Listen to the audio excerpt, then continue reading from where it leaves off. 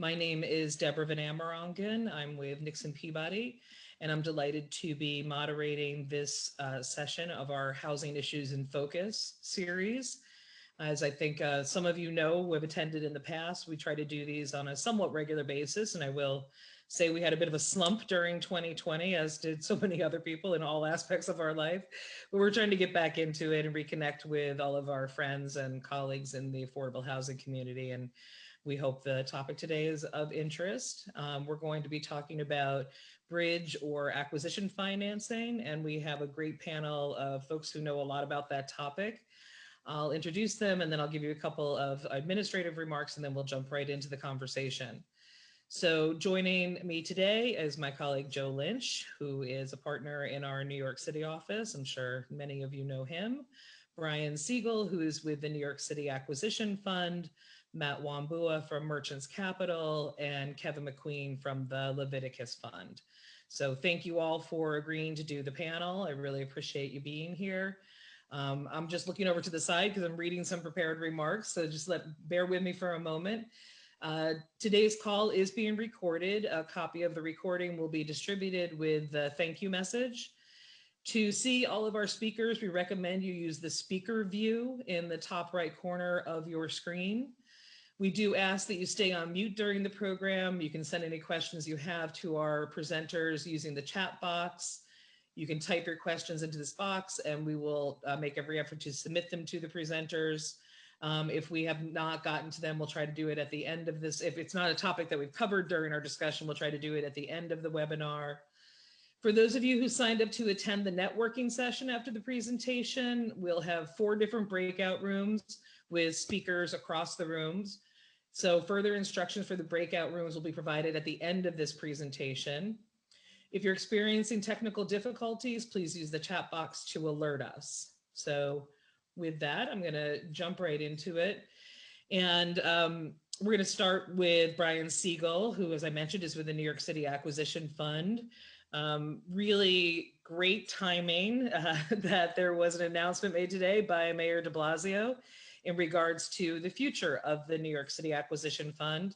We have put a link to the press release that the mayor put out today in the chat box, so you can take a look at it there. Brian, do you want to tell us a little bit, but just want to start briefly in case anybody who's dialed in is not familiar with the Acquisition Fund, who you are and what you do, and maybe you can talk a little bit about the announcement today. Thanks so much, Deborah, and good afternoon, everybody. I am actually with Forsyth Street Advisors, a small consulting firm that you may have heard of that works with a lot of different clients in the public, private, and philanthropic and nonprofit sectors to help develop solutions to gaps in the market around real estate and community development, finance, housing, whatever. And my affiliation with the New York City Acquisition Fund is that Forsyth assisted all the stakeholders back in 2006 in developing this structure and launching the fund, and is the fund manager. And so one of my responsibilities at Forsyth is with my team to oversee the management of this fund with all of the constellation of stakeholders. The fund itself, as I mentioned, was set up in 2006. We're in our 15th year already, and it's already weathered through different economic cycles. Just an interesting window to look back on how real estate and affordable housing has fluctuated the fortunes of developers. And with so much that's happened between the recession back in 2008, the slow recovery, the intense and favorable public backing of increasing affordability in this city through several administrations. So the fund has become a really important pipeline management tool, for no other thing, for the city housing agencies, HPD and HDC. As I mentioned, it was set up to enable nonprofits in particular and smaller developers of affordable housing to compete successfully in the land markets. The market back in 2006, as you might remember, was overheated, much like we characterized the last few years. And there was no longer any meaningful inventory of the city's in-rem inventory to hand over to the nonprofits for $1. The community-based developers needed to go into the market and compete with larger funds. And so this was an effort to lend out very flexible capital to acquire vacant land in order to produce new units of affordable housing or existing occupied properties that were at risk of losing their affordability. They may have had some kind of HUD contract or Mutual contract that was expiring, and there's a danger that the existing residents would lose their affordability. So between the City of New York, HPD, HDC, a large syndicate of banks, leading national foundations, CDFIs, and Foresight Assisting, we set up this fund back in 2006. I can get more into it as we go on, but that is the fund itself. And just what Deborah referenced earlier is that the mayor's office issue that's released this morning indicated that going forward to support the city's racial equity and post-COVID recovery, make sure it's a more equitable allocation of resources. The fund is going to lend solely to MWBE's not-for-profit developers going forward. Projects that are led by them with at least a 51% ownership stake in those projects. We've been lending to those, but we've also been lending to for-profits.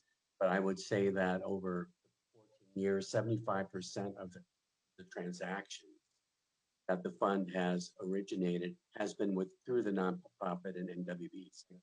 This is not a radical departure from really the business of the fund. Great. Thank you. Again, it is exciting, and we'll talk some more about some of the kinds of activity that the fund has been involved in. But I want to make sure we bring in our other speakers as well. So, Kevin, you are in a regional position at Leviticus, but it does work in other markets outside of New York too. But why don't you tell us a little bit about the Leviticus Fund and the type of lending that you do? Sure. Leviticus Fund is a nearly 30-year-old nonprofit debt fund working in the same sector as other community development financial institutions around the country. We focus on affordable housing. So we're looking to provide capital to projects that are creating opportunities for low and moderate income individuals, families to have a decent place to live. We do a lot of lending recently in the supportive housing world as well. So not just affordable housing, but also affordable housing that provides a variety of services to help residents, working with formerly homeless populations that are may have chronic conditions that need some extra service. We're doing financing in all of the major phases of the real estate development process. So we provide capital for pre-development and acquisition.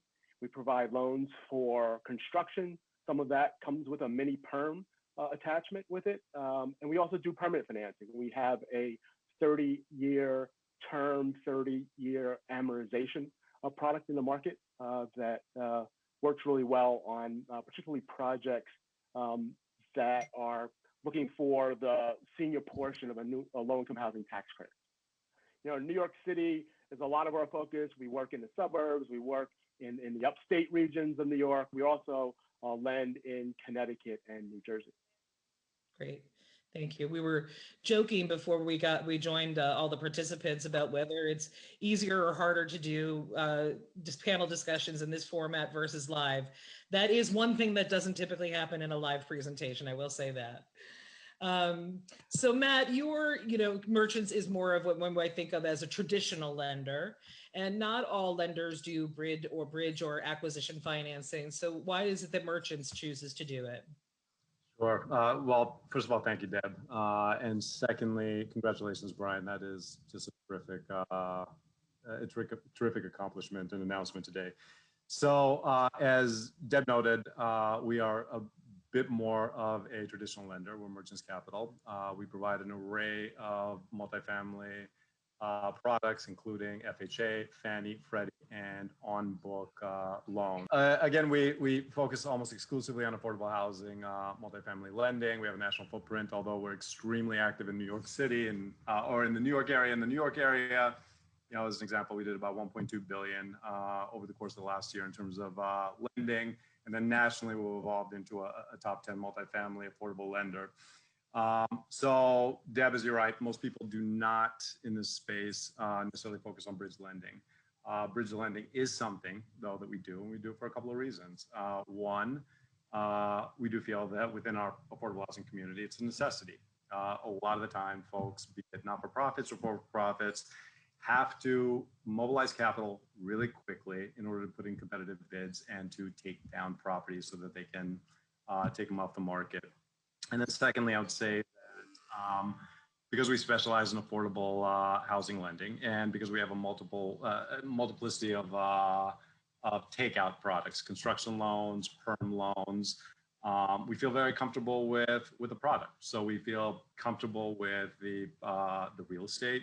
We feel comfortable with the array of public counterparties, with the profile of not-for-profits and for-profits that focus on this kind of on these types of projects, and with the regulatory regimes and our ability to ultimately take out the bridge loan with some form of construction or perm financing. And so we basically focus on three types, or we provide three types of bridge lending. Primary kind of bridge lending that we provide really is acquisition and warehousing loans for existing properties that need to be purchased, warehoused for some extended period, 12 to 36 months, subsequent to which they're going to be recapitalized, re-syndicated, rehabbed, and they just need some time period to put in place their perm financing, work with HFAs, et cetera. And that can be 4%, 9%, Section 8, anything with Allura. That's the vast majority of what we do. We do bridge loans for tax credit LP buyouts as well. And in some select cases, we also provide pre-development loans. Great, thank you. So Joe, you obviously work with a lot of different clients in the affordable space. You know, when do you see the conversation turn to, I might need to think about doing some sort of bridge here? And do you have any guidance that you give to clients when they start thinking about needing to go down that path? Sure. First off, thank you everybody for joining. This is a great and timely program, I believe. If I don't know you, I'm a partner at Nixon Peabody in the New York City office. I specialize in affordable housing. I mainly represent developers in, you know, any type of affordable housing deal, whether it's transactional, purchase, sale, financing, regulatory, the whole gamut. They all run together. So we've seen a lot of the acquisition and bridge financing. I've had the pleasure of working with, obviously, Deborah, but with all three panelists and all in different capacities, and they all have a lot to offer. I just like to start off, as I do in many of these panels, and talk about, you know, it's affordable housing, but we got to remember it's a real estate deal. You know, we can talk about affordability, developer fees, subsidies and stuff, but this is real dirt. And the acquisition funds and the bridge financing is a real dirt transaction. So you have to look at it that way. Many times, you know, it's a short window, but even in that short window, you have real loan documents, you have real title reports, you have real title insurance, you have real property insurance. You have all of these aspects that go into it. It's not just writing a check, and if it doesn't work out, it doesn't work out. It's a real loan. So you have to go in with your eyes especially open, because sometimes, and you know, in all deference to the panel, you know, the acquisition loans, because they have a quick turnaround, you have to get it right. And I'll get into more specifics later when we talk about the process of it and the takeout later on in the panel. But please just remember, I mean, this, you know, other than a pre-development loan, which may have a different type of structure, it's a real estate loan. Great. And for anybody outside of Nixon Peabody, the terminology, it's not a derogatory term when we talk about dirt. It's how we describe everything that's not affordable housing in real estate, just because of the way that we think about it. So we're like, oh yeah, that's a Seems dirt like a transaction. fancy That's not acronym for affordable. That's something, but okay. it's not, Um, so, Brian, what would a typical, if there is such a thing as a typical loan from the acquisition fund, what would you say a typical loan looks like? You know, size, what interest rates might be on it, the leverage, the length of the loan, those kinds of things. We're generally lending out at between 2 and 3 years. We've had the ability to go out um, 4 with extensions if need be, and we just recently got clearance from our lenders to actually lend out 5 years, up to 5 years, and that this is really in response to the city's pipeline scheduling. Our primary source of repayment is the construction loan provided through HPD or HTC. So Yeah. here are some data. Just actually, I think we can go through this quickly, but I just want to finish the question, which is that average size of a loan has over time as land prices have risen. Interestingly, back in 2006, our average loan size was around 3.5 million. 5 years later, 5 million. We're now sort of averaging anywhere between 7.5 and 10 million pre-COVID. And our loans not only cover the actual acquisition costs, but we lend for nonprofits and MBEs 130% of value. So we're also helping to finance some of their pre-development and also holding back needed for interest, cover funds interest. This is just a quick 15 years of lending, over 500 million, 87 transactions, 14 units. I want to say, if we go to the next slide, this will give some color as to the transaction. Let's keep going to the next one. So this is really by project category. The fund is committed to not only financing dirt, vacant sites, but also occupied properties that I mentioned earlier might be at risk of losing their affordability. And over time, the lime green, that preservation part of the lifesaver, we did a lot of lending with preservation deals in the first 5 or 6 years. But over time, we've been doing more new construction vacant sites. We are lending for a lot of supportive housing increasingly over time as homelessness rates continue to climb. We had done a few home ownership deals way back at the beginning. Most of our deals are LIHTC takeout structure, so that we're basically lending at 60% AMI or less. We've done a few deals that have gone, that have been more of a mixed income setup, up to 80% or higher.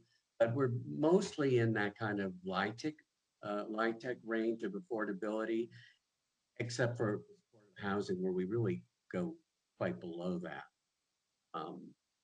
Next slide, let's see what that. So this just shows on the left that we currently have $210 million of committed capital. Right now, about 140 million of that represents commitments in our portfolio. So we currently have about 70 million that we have available to lend out. On the right, this is an interesting cross section.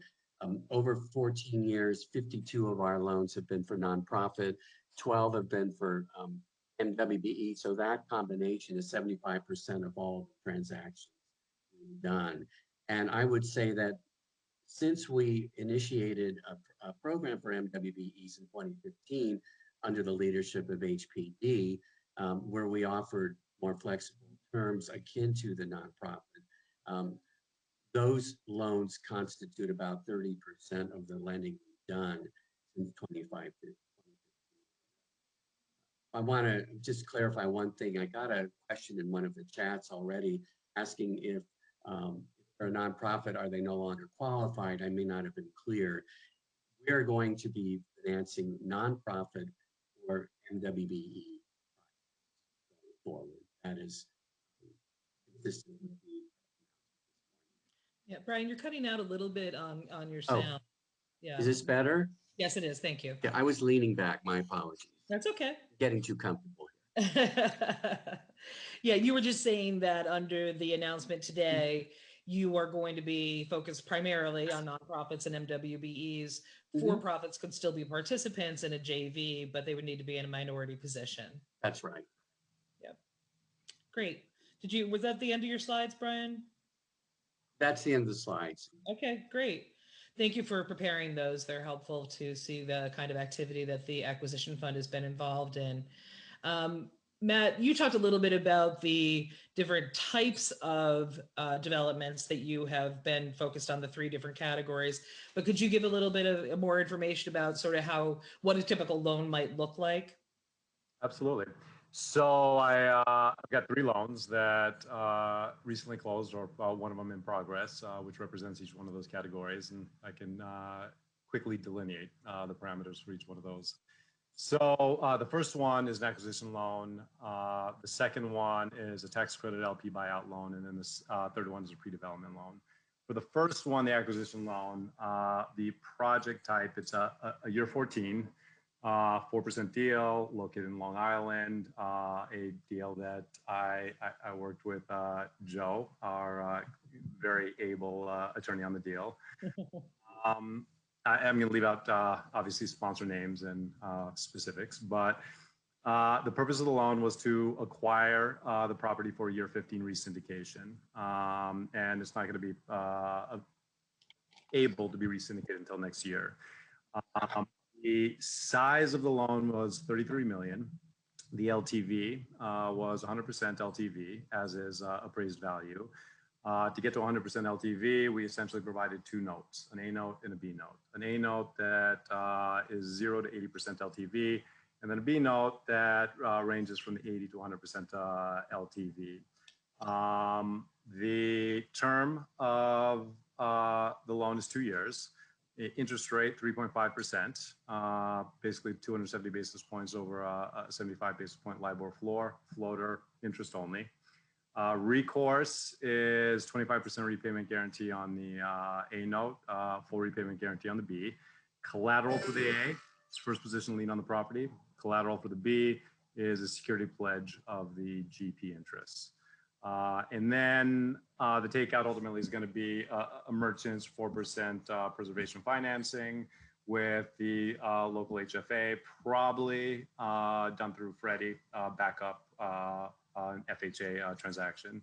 And so this is a loan that we closed with, let's see, from the point of executing term sheet to closing in December, took us 7 weeks. And we were able to do it pretty quickly. The one thing I would note about this is typically we don't do 100% LTV loans. We usually go up to 80% LTV, but if you're one of our repeat customers, we know you well, you've got a great track record of execution, then yes, we'll go up to 100% of LTV. Second loan, tax credit LP buyout loan. So this is a loan that we closed in December for a, I think, post year 15 building. It's a 202 senior building within the 5 boroughs. The purpose of the loan was to provide proceeds for tax credit LP buyout in advance of a recapitalization next year. And this one was a little funky to the extent that we had a very short closing time period for reasons that nobody cares about. But it already had existing debt, real estate debt, first position mortgage, lender who ultimately we're going to work with to refinance this deal at a later point. But we couldn't refinance within the 7 to 8 weeks that we had to close with the first position lender, which is a local HFA. So what we ended up doing was trying to find an alternative way of providing debt for the LP buyout. And we did that by providing an $18 million loan for which there was no collateral lien position on the property. The collateral and the security was essentially a pledge of the GP interests. And then upon the provision of the $18 million to buy out the LP and the conveyance of the LP, the subsequent pledge of the LP interest as well as security.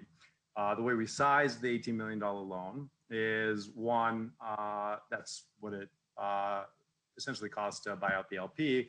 And then two, we made sure that the senior mortgage collateralized by the real estate, coupled with $18 million GP loan, added up to no more than 90% of LTV. The interest rate was 3.75%. Interest only, 12-month term. Recourse was a repayment guarantee to the sponsor. And then I just essentially went through the collateral already.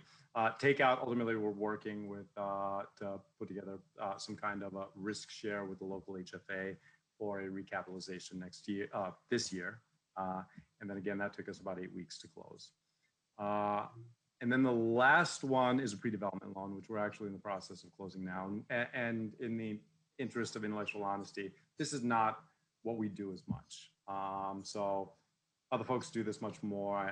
I know Kevin does this much more, but we do it for repeat customers in select instances. So right now we're working on a pre-development loan for a project that is a public housing RAD conversion and preservation deal. We're providing a loan so that the developer can go through a bunch of HQS inspections and certifications, architecture, engineering, etc. It's an $8 million loan. LTV is inapplicable because it's a project that's not going to be conveyed until construction and firm closing.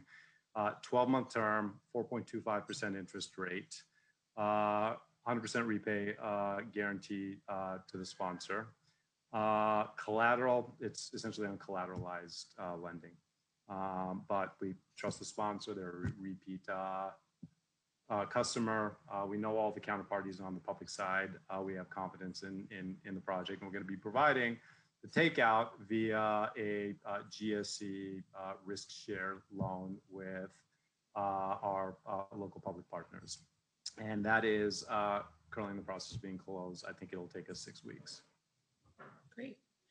And I think that those timeframes are really helpful because, of course, that's what we're talking about is ability to execute quickly, particularly, and we're going to talk a little bit more about this as the panel goes on, if there are going to be opportunities in the market in going into 2021, which is, of course, why we're having this conversation. I know, obviously, people who are following it have seen that, the governor's talking about the possibility of conversions of hotels and Class B and C office buildings. Other people are thinking about opportunities in this market. So this is, sort of why we're having this conversation today. So Kevin, going to you, what about for Leviticus? Is there sort of none of these things are plain vanilla, of course, but if there were kind of a standard or an average of the size of the loan and terms that you'd be lending on? I think our plain vanilla transaction is a acquisition loan with some capital reserve for pre-development. It's probably for us in the $3.5 million range. We have the capacity to go higher because we have a cadre of about a dozen lending partners. And so we've been doing loans recently more in the $7 and $8 million range. I would say one of the things that's been different in the current environment is that normally these transactions would be 18 months to 36 months in terms of maturity. But with the slowdown of approvals of public sector subsidies, we're making commitments for acquisition pre-development loans now that are more in the 3.5 years, 4 years. We actually have one transaction now that it's more of a warehousing loan like Matt described. It's a 5-year term. It's just a nonprofit that has an opportunity to buy an asset and they want to take it off the marketplace before another developer comes in. And so that presents a different level of risk analysis.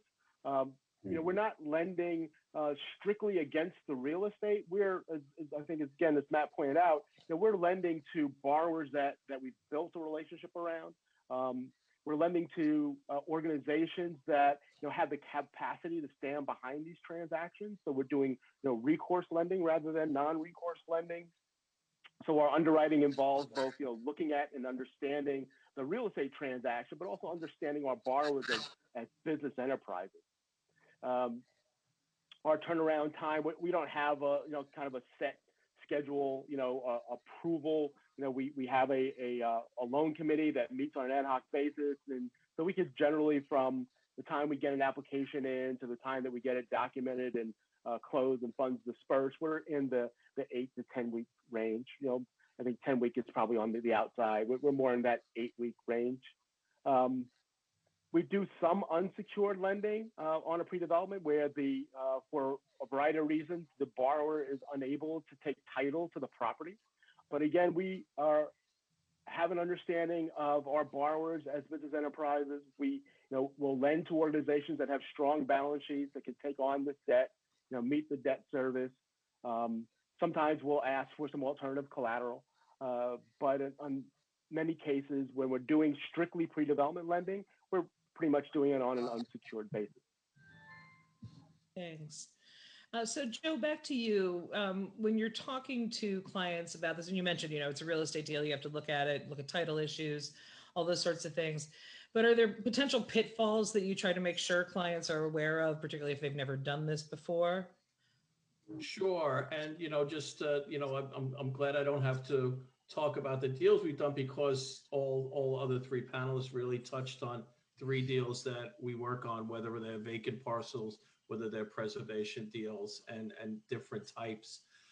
In order to understand the pitfalls, I think you have to understand and talk with the clients, talk with the potential borrower and say, what's your end game? What's your goal here? Like, okay, 2 years. Okay, fine. There's a client that I talk to regularly, and he says, I go to East New York and I see a parcel of land, which is perfect for an affordable housing deal. It's going to take me 2 years. Now, this is pre-pandemic, but so be it. It's going to take me 2 years to develop this by the time, if I'm going to do a bond deal, go through the very competitive volume cap or even more competitive 9% rounds. People are getting so much money quickly for cash for vacant parcels in these areas where affordable housing is needed. Many affordable housing developers can't, compete with that. So they're closing early and they'll put up a mini little strip mall with a 7-Eleven and things like that. And, could have put 100 units of housing there. So the way to approach that is with an acquisition loan, as Kevin and as Matt said, and, I'm sure with Brian, the turnaround on these being 7 to 8 weeks is very advantageous, right? You can turn around and get it, but you have to really look at your back end. And you have to look at, okay, what's going to be my execution? And the only way you can do that is know what you're doing on it. Now, many banks, as these guys can attest to, they're going to vet this out with you, right? They're not just going to give you money, and unless Matt talked about the existing property that's waiting for the year 15 to end and due to a bond issuance that has a nice project-based subsidy, nice healthy rent roll and such. That one might not be as big of a risk. Vacant land is a big risk. I don't want to downplay it. I'm talking reality, to everybody in the audience. So are you going to do a 9%? Are you going to do, are you going to go through the HFA, HDC volume cap? Are you going to get in the queue, as we say? And when you get in the queue, you really have to be prepared to meet that, because there is a sunset on the acquisition loans and you have to prepare for it. The preservation deals are very enticing to do this, to do a quick execution, because many times you have a Section 8 contract and you can potentially mark up the rents and such, and you have a lot more, shall you say, comfort, in actually, your expenses. But also too, you have to keep in mind, if it's an existing building and you're doing an acquisition loan, you're responsible for the insurance, you're responsible for the casualty, you're responsible for the expenses. You're responsible that your debt service coverage is going to cover not only on the acquisition loan, but on the back end when you do a bond loan or you do a Fannie or a Freddie execution. What kind of tax exemption is? I'm throwing out all these ideas a lot because we have limited amount of time, but they're all real. So, you have to look at all those violations. As we all know, violations sometimes can mount on these buildings by the day. And if you have time when you're holding a property, violations come up. I know that, many times if we do a preservation deal, the violations, existing violations can be cured but during the rehab point. That's fine. Not if you're going to do an FHA loan, though. So if you're going to do an FHA type, FHA and HUD want the violations clear, or at least, a very strict undertaking when they're going to get done. It really depends on which one you're doing. In other words, there's such a myriad of such different complexities in each one. But I don't want to downplay. It's an extremely useful opportunity to get your hands on a property and get it motivated. And Brian, just, I remember when I did acquisition loans back, there were benchmarks of what you had to hit, for example, on an acquisition loan. For example, if you had a preservation project at 30% of the term, you had to be at X amount with the agency, get certain approvals. When you have an acquisition, when you have that relationship, it almost buys in the permanent, right? It buys in the permanent lender as well, because what you're doing there is everybody's working together. They don't want that acquisition loan to go, go sideways. So those thresholds help you. So I don't know, Brian, if that's still where we're going with the acquisition. Yeah, I would just add to that first of all, and I wasn't able to get it all in earlier, is that the way these acquisition loans are originated are through delegating for seasoned CDFI lenders, Lisk Enterprise, CSH, and LIF. And by the way, Lisk and Enterprise are the co-owners of the fund too. So I failed to mention that earlier. But I think in terms of looking at, a piece of vacant land presents a really challenging underwriting task, because at least from the fund's perspective, we're underwriting the real estate. We're underwriting the takeout seriously, and that means looking at all of the sources of financing, because as you know, for affordable housing, it's not just one source. And when you bring in supportive housing with a lot of enriched services, multiple sources. So we're underwriting the borrower's prospects and timeline, and that timeline we religiously monitor through the terminal loan how the borrower is progressing. So our delegated originating lenders are really looking at these looking at the progress and monitoring it, and also, of course, underwriting the guarantor, because we have that fallback as well. So it on the face of it, it looks like a slam dunk, but in fact, the risk related to these transactions and the level of complexity in getting to the construction start is a lot to look at. Yeah. No, I agree. And Deborah, just to throw it in another concept of what we've done, as you know, on 202 properties, we've used bridge loans to pay off the 202 loans. And when you have to show if not to go into the 202 world, but in a 202, when HUD has its right to prepay, you need their permission, I should say, to prepay, you have to show debt service savings. You show debt service savings on the bridge loan, many times it sort of expands where you can go with a Fannie, Freddie, or an FHA execution down the road. That's another useful tool for these acquisition loans. There's so many opportunities. It allows the affordable housing loans to compete in real time with the conventional loans as a short gap. So we can plan with the agencies and plan, with our partners, including, the people on the panel as well, to get one of the long-term affordability housing projects done. Yeah.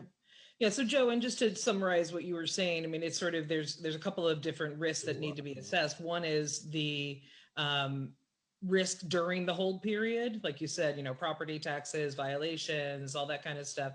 And then the other is about certainty of execution. And Brian, I want to go back to you on certainty of execution. Something that happened this past year is, the way, as I understand it, the fund has traditionally worked is, people are talking to you and they're talking to the city at the same time, and they're looking for the city to give them some certainty that at some point in the next year or two, or hopefully within the next year or two, they will be willing to finance this deal. You get some sort of letter of comfort from HPD, for instance, and you're comfortable making your loan based upon that. And we know that earlier early mid 2020, when the city had, rather severe budget cuts to its budget, they got to a point where they were saying they really didn't feel comfortable issuing those letters because there was much less certainty about when they'd be able to get a project in the pipeline. So you're here to report today that that process is back on? We're in a position now to resume lending, and that's because we're realigning with HPD around soft letters, and that realignment is based upon the fund's ability now go out somewhat longer in our lending. So we've gone through a internal process to be able to get authorization to lend out to 5 years, inclusive of extensions. We don't want to go 5 years and find out that, the construction closing date is still beyond our grasp. So, but with that ability to go out as long as 5 years, sooner, but if not, the city's going to be more comfortable in issuing soft letters again because we're aligning more with their process at this point. And the budget squeeze was just drastic. Great. We all know. Yeah. I'm going to ask, I think it's helpful maybe I hope it's helpful to our audience to hear, again, and Matt did a bit of this already, without naming names or loan amounts or anything, but maybe, Kevin, we could start with you. If you just give a couple of examples of projects where Leviticus has done bridge or acquisition financing in the past couple of years.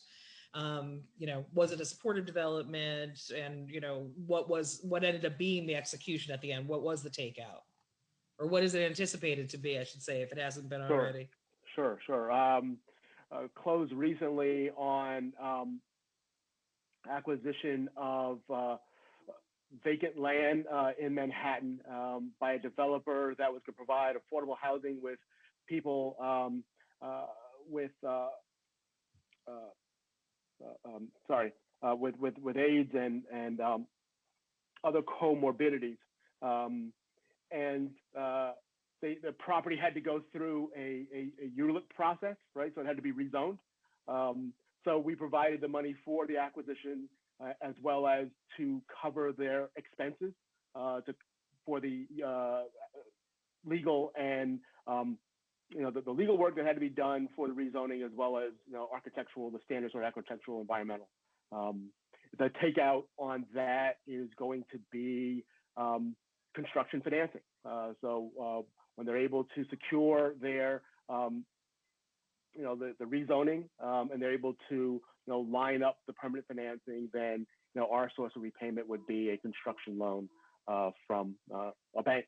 And we felt comfortable because of the experience of that developer in doing these kinds of projects, and just the assurances that they had gotten from the various public sector subsidy sources that this is the kind of project that they would provide subsidies for.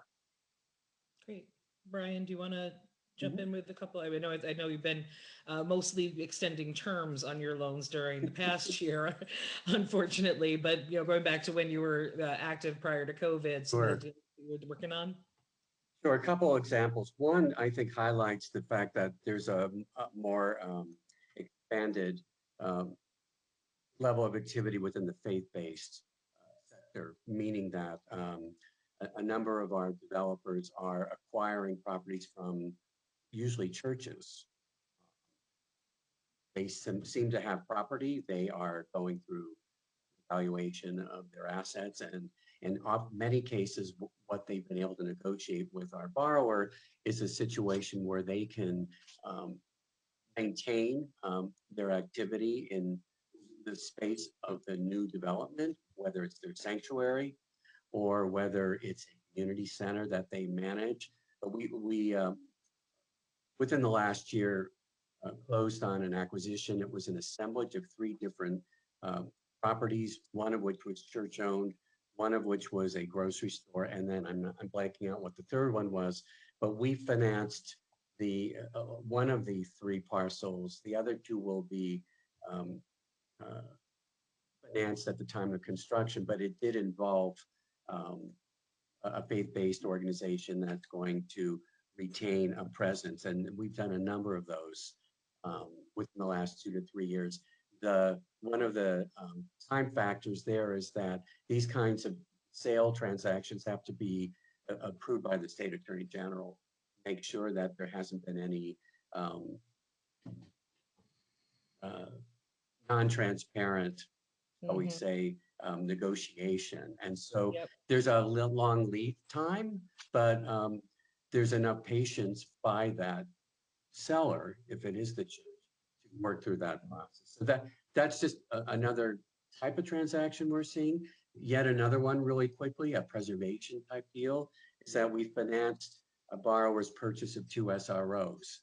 It was mentioned earlier that there are, people are looking at SRO properties, empty hotels, whatever that you can repurpose for people who are homeless or are transitioning.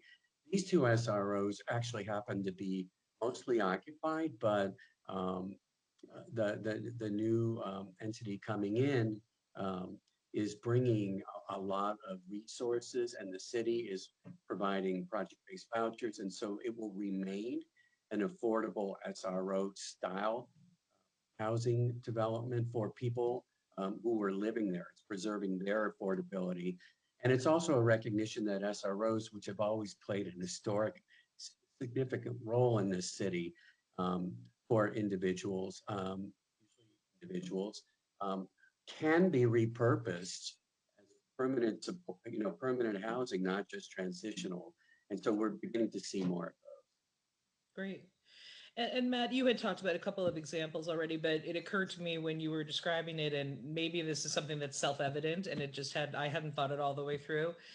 Is merchants always intended to be the takeout for your bridge, your bridge acquisition, pre-development financing? Yeah, that's generally how we get comfortable with it. Yeah. There are instances where we've provided bridge or acquisition financing.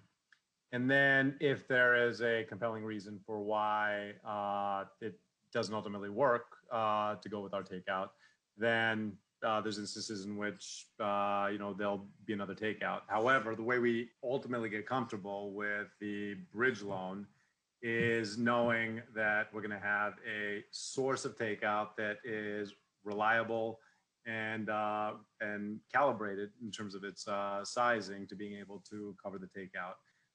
So having a host of exit strategies at our disposal is much what gets us comfortable. And I would expect, to the extent that other what we would call traditional lenders are doing bridge or acquisition or pre-development, probably they would think about it the same way, that it would mostly be for something where they anticipate being the takeout as well. I would think so. I think a lot of folks in a more traditional context have pulled back from this aspect of the market. Right. But to the extent that they are doing it, yeah, I would think so. And folks that are left doing it, part of the difficulty though is I think their terms, the level of recourse, the leverage points haven't been as favorable as maybe historically. Great. Joe, I'm going to come to you with a specific question, but I'm going to ask our other three panelists to think about this question because it wasn't one that we talked about ahead of time, but I'd like you to give some thought and maybe we can round out the conversation by talking about it. Again, I mentioned that the governor's just come out with a proposal about converting offices and hotels. We have seen some of those transactions happen already, and whether it be very recently or perhaps at the last recession, we saw, coming out after September 11th, a lot of downtown office buildings got converted.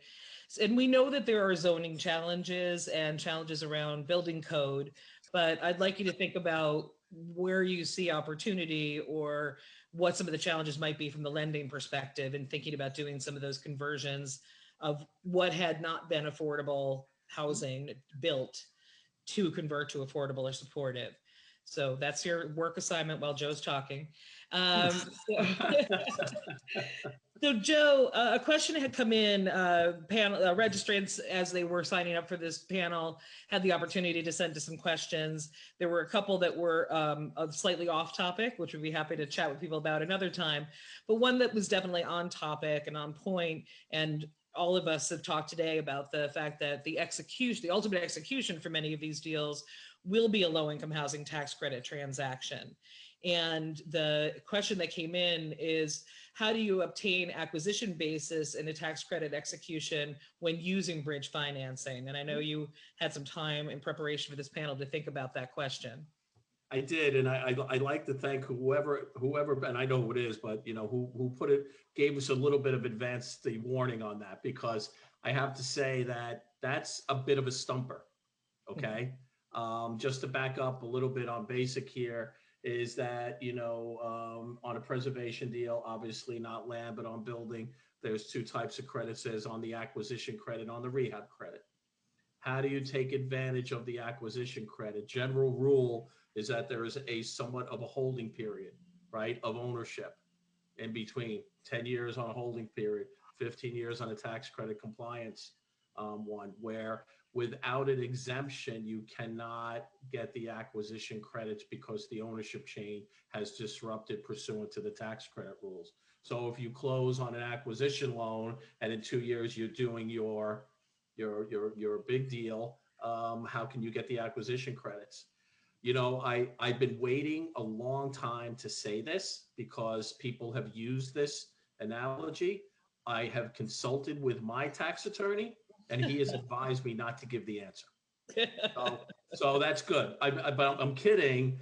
And the reason I'm kidding is that I don't want to send you down the wrong road. These are very project by project specifics with an exemption, such as substantial federal assistance for 10-year holdings, for nonprofit, entities that can go, not-for-profits who can be sort of a bypass entity in between the time. I just suggest that this is an issue that has come up regularly when you're going to convert to a tax credit deal on an existing building, but really consult your accountants and your experts on it, because there's no blanket rule. And you have related party issues where you come into the acquisition loan, which you have to reconcile when you're going into your permanent financing, when you're getting the credits. So the long and short of it, Deborah, is that it's complicated, but I think what you want to come away with is you got to be aware of it, because you can't assume the acquisition credits. There is ways, but it all depends on what you have in your toolbox, meaning what's on the property and what you plan to do. Right. And there's obviously, accounting firms and firms such as ours that can help you review the specifics of a case like that. So feel free to reach out if you want to get further into that topic. We did have a couple of questions that came in the chat. I wanted to jump to those and see if we can do kind of a little bit of a quick fire, and then we can go to the and one actually it ties to adaptive reuse, the discussion that I was foreshadowing there. Brian, this may be a little bit too soon to know the answer to this, because I know the announcement just came out today, but I also know that you have worked on JVs in the past. So the question is, in a JV where a not-for-profit owns 51%, can the cash flow split be less than 51% to them if the for-profit developer picks up other funding or takes on the guarantees? The short answer is we would consider that. In other words, we understand that there's a very explicit set of roles and tasks and benefits that each of the two partners bring to the table. And the nonprofit is typically very involved between applying for the subsidies, applying for the special program sources, finding the property, finding pre-development, that sort of thing, and possibly even having a direct role in being a voice in the design of the structure, especially if it's a supportive structure. Recognizing that the for-profit is most likely signing a guarantee of construction. So there's not a lot, there's no science to splitting things down the middle, pro rata, that you get this share, you get this, but we look carefully at the operating agreement. We're really interested in making sure that the nonprofit or the MWBE have a truly a meaningful role in decision making. If they're not getting an even split on developer fee, what are they getting over time? We balance all those things together. Clearly, it's more than just having 51% ownership. They can't be window dressed. Their inputs into the process, into the development, very value add. So we try to look at that, but we try to balance things. Great. Long answer, but Great. it's not, yeah. Thank you, Brian. Appreciate it. Matt, the other one that came in, I'll direct to you, but if anybody, I doubt that Matt will stumble on it, but if anybody has any other thoughts to add in addition to Matt's answer. So it says, what if the owner doesn't change, but the use changes from non-residential to affordable housing? What kind of loan can the owner take out to help with carrying costs until construction loan closing? Does this something that would fit into an acquisition loan? So the answer for our platform is yes. I think there would be probably two different questions that you'd have to answer in order to determine what path you wanted to go, and in order to determine whether my kind of product versus Brian's kind of product is makes more sense. So the first is it going to be an income producing property and continue to be an income producing property upon acquisition, even if there is going to be some kind of an imposition of a regulatory agreement, subsequent to which, upon roll of leases, folks are not going to be brought in and qualified at requisite AMIs. If it is an income producing property and you can have NOI, then realistically, that's something that I can work with.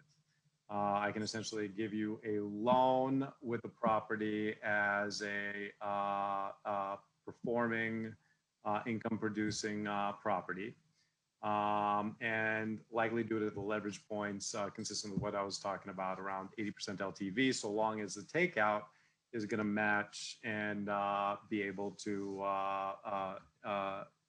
take me out.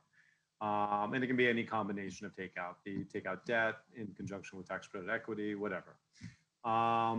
The other route is, the other question you'd have to answer is, are you buying a building that, say, might be a market rate building, emptying it out? And so it's no longer going to be an income producing property. It's going to be essentially more akin, albeit a built structure, more akin to dirt. And then repositioning it subsequently. I can do that kind of lending, but my platform is not particularly good at it. Most banks are not particularly good at that. Your leverage points are going to be garbage. They're going to be about 50% of probably the as-is value of some crappy structure. So you really wouldn't want to come to somebody like me. That's where I think Brian's platform makes much more sense, because we aren't great with dirt or empty paperweights like structures, but there's folks that specialize in doing that well. We're not one of them. So yes, we can do it, but it depends on the type of project and whether you're going to continue for it to be tenanted or you're going to be emptying it out. But Brian, I'd be interested in your perspective too.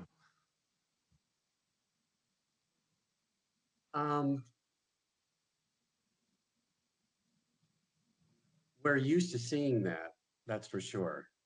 And I think we have, we've done so many transactions with vacant properties, and we try very hard to examine all of the risks.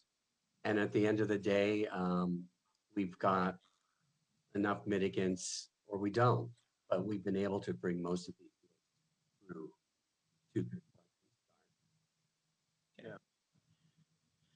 So Kevin, turning to you, and again, that last question was sort of about adaptive reuse. It was a little bit of a twist on it, but where have you done buildings where it's going to be adaptive reuse?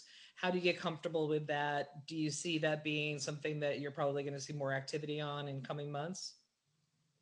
Well, it depends on, as you said, what the governor proposes in New York State, but certainly we have worked with developers who've taken formerly industrial property and converted them into housing, taken former commercial properties and converted them into affordable housing. I think my concerns would be, how old, obviously, the age of the structure, and whether the prior use represented the possibilities of some unique environmental challenges, so one would be sure that we're getting a current environmental assessment of the property. Also want to be concerned about just kind of how the operating cost dynamics might change on a property that had another use prior to the conversion or the planned conversion for affordable housing. So want to be sure that there's nothing in that footprint that would represent a added expense that they normally wouldn't have encountered in trying to do affordable housing. And then obviously there's also all the zoning issues and how that might delay that transition process, and making sure that they have that planned out, they have the experience, and that they're going to raise enough capital to be able to carry the project through that transition. Great. And Joe, how about you? I know that you have worked on some deals where you have both represented the developer on the original acquisition and the eventual takeout. And I believe that at least some of them have been adaptive reuse. Do you have any thoughts about issues that come up in trying to do that? I do, and I want to touch back a little bit to what Matt emphasized. I think it's very important is that I talked a lot about the marriage between the acquisition lender and the permanent lender, and Matt said even more. He even cemented that and said, yeah, the acquisition lender is many times the permanent lender, right? You got to know your risk. In some ways, it may be a different part of the bank, but it's still in the same family, and and the family's going to share the risk in some ways. Kevin and I worked on Leviticus worked on a deal over the last year that was going through a zoning and got a development loan, major zoning. But hey, I know this is a national program, but I'm going to be a little New York City-ish here, but we live in New York City. It's a political hotbed on zoning change. Who are we kidding? It's especially affordable housing. And Kevin was smart enough to give a development loan to one that was going through a pretty high, a pretty high profile, very, very big zoning change, which was successful, in that way. So there's a lot of difference when you're talking about zoning change, right? When you're talking about really a change of use, and we're not blind here. There are some neighborhoods and some pockets where they don't like the supportive housing, model. They don't like the affordable model. And again, it's just, I think, a category of risk that you weigh when it comes into it. But it's definitely comes into as a factor. I want to just quickly add that we're not seeing many ULURP processes with our borrowers, because I think everyone's become aware of just the deeper challenges there. But just by mere fact that there's been so many city-sponsored rezonings, targeted rezonings, Jerome Avenue and other parts, so many of the transactions that the fund has seen over the last few years have been in those areas where the densification's already been legislated. So in fact, that risk is no longer. We just need to make sure that things are appraising accurately and we can size things. Yeah. And I think, there's my take on this conversation. There's a whole bunch of different things. There's obviously acquisition for land when you just want to tie up the site, perhaps in an area that's been rezoned. There's occupied housing where it's a preservation deal. And then there's, the pre-development monies that we've been talking about. Something else we saw after the last financial crisis and even in the interim, we've seen some of this, buildings that were multifamily residential, but not inherently affordable, and whether they'd be able to be brought into affordability, say by execution of an Article 11 regulatory agreement. And I know that, probably all of us can share some stories about, there are particular challenges around those too, particularly if you have had tenants who have not been doing income certifications, haven't been required to do income certifications. And all of a sudden, in order to qualify for the programmatic benefits that you are intending to achieve, you have to get income certs from them. So I think there's, a myriad of issues. Sometimes it's not just the financing execution. It's also, like we said, it's the zoning challenges. It's the, inherent challenges in getting the building to fit into the affordable housing or supportive housing programs. We have a few minutes left, and I do have a couple of closing remarks. Does anybody have any other thoughts on opportunities in this space, or what we think is going to happen in the coming months? And again, I really appreciate you guys sharing with us. I think that it's important to know about the resources that are available for this type of financing, because if presented with an opportunity, we all obviously don't want to miss it. They said, no, let no crisis go to waste, sort of thing. So we all know that we are desperate needed more affordable and supportive housing here in New York City and around the country. So we want to be able to move quickly if we can. Any other thoughts about what we think is going to be coming in the next few months? Well, I'll start. Yeah. I think a lot of us, when we saw rent regulation change last June, we were like, okay, there's a lot of over leverage, potentially over leveraged and mismanaged, rent stabilized, sort of non-conventional affordable deals that potentially was an opportunity to get at a relatively decent price. Obviously, you have to work through the existing loans and debt on these properties that many of them were over leveraged. These were not regulated for loans taken out on them. They might have been, regulated on rents, and the rents got tight. And we were starting, I believe, to see a lot of owners either looking to get out of the properties, get out of them, or try to restructure with, say, for example, as Deborah mentioned in Article 11, or some kind of city type subsidy. Then March happened and the pandemic happened. So there's a whole host of other factors that come into it, whether it's eviction moratoriums and workouts on loans and things, which have sort of muddied the waters a little bit up to now. What I think you're going to see now, and what many of us think you're going to see now, is a little bit more clearer path on some of these properties. We're beginning to get a lot more calls and inquiries about existing owners, but more about people knowing that's a certain portfolio sales that are going on right now, and they have to sort of get in there, whether it's different kind of city programs. I see that happening in the next year. I see the acquisition and the bridge financing being a factor in that, and development loans being a factor. But again, going back to my original, thought is that, it is it is a real estate loan. So, it's not, you're not buying a future here. You're buying a future in a property, but you're buying a property. So I sort of see that coming down the road. Great. I'm happy to throw in a couple cents, and that was helpful, Joe. So I think there's still going to be a significant amount of opportunity moving forward, primarily conditioned on the fact that interest rates are low. They'll continue to be low for a while for probably all the wrong reasons, but they will continue to be low. And so I think there's, to the extent that you find financiers that feel comfortable with takeout, that have probably cross-pollinating products and feel comfortable with affordable housing, there's a lot of acquisition opportunity given those interest rates. I think in looking at new properties to acquire, you're probably going to be, where you're going to find the biggest challenge will be collections.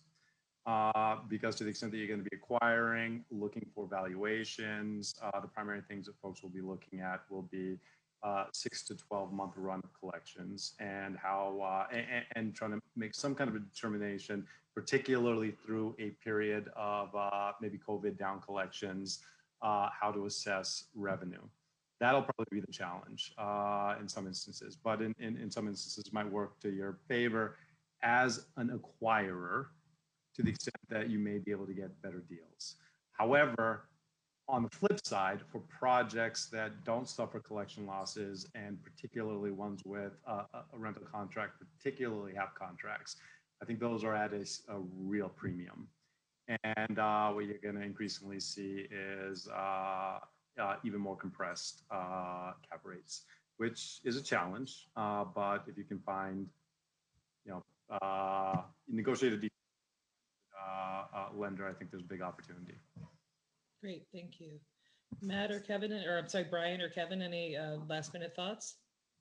I have one thought, which is that particularly where there's a continuing consideration of reusing empty buildings to house people who are homeless or transitioning, we have to think more broadly beyond the public sector subsidy, because the public sector, we just don't know how long the city's budget is going to be where it is right now, or if it's going to worsen. In any way we can find ways to leverage private capital for some of these.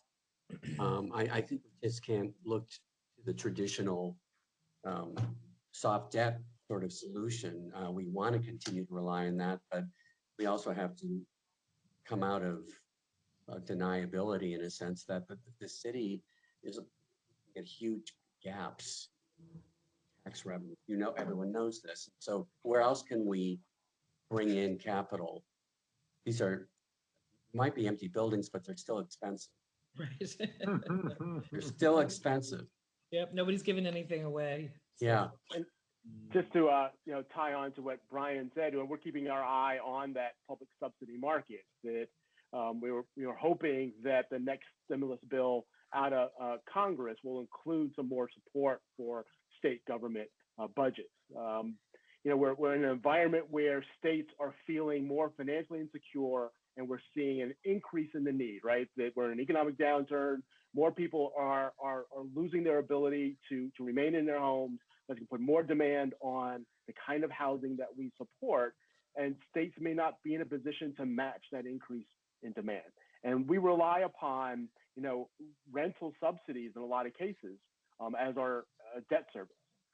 And so we're just very concerned about whether in our marketplace we're going to be able to see those subsidies, continue to provide the kind of support that this housing needs.